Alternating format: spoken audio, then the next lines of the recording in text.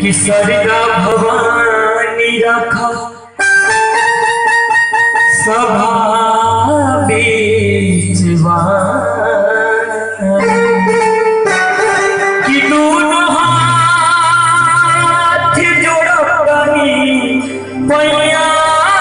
हो पैया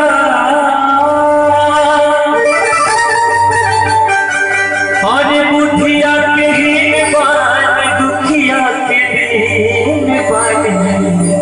कि पूरा पढ़नी ना पढ़ैया हो मैया। तो चलिए माइक में सब लोग के साथ जाए दोनों हाथ उठा के बोल दुर्गा मैया की सरस्वती मैया की। चलिए माइक में बुलाओ तो वो पानी असर में हो पानी असर में मैया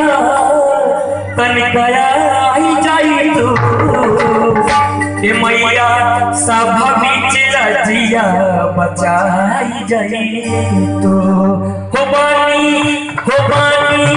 असर में हो पानी असर में मैया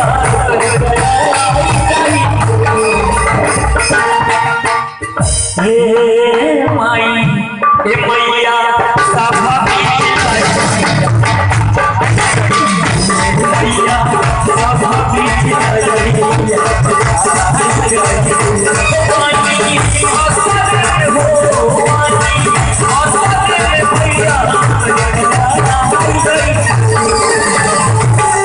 जागरण में आप सब आए भजन करना है। ऐसे बैठ कर भजन करना नहीं होगा। पर दोनों हाथ उठा के कम से कम आप सब मीठी मीठी तालियों के साथ जितने भी भक्त हैं माता बहना सभी लोग मीठी मीठी तालियों के साथ पर दोनों हाथ उठा ले सभी लोग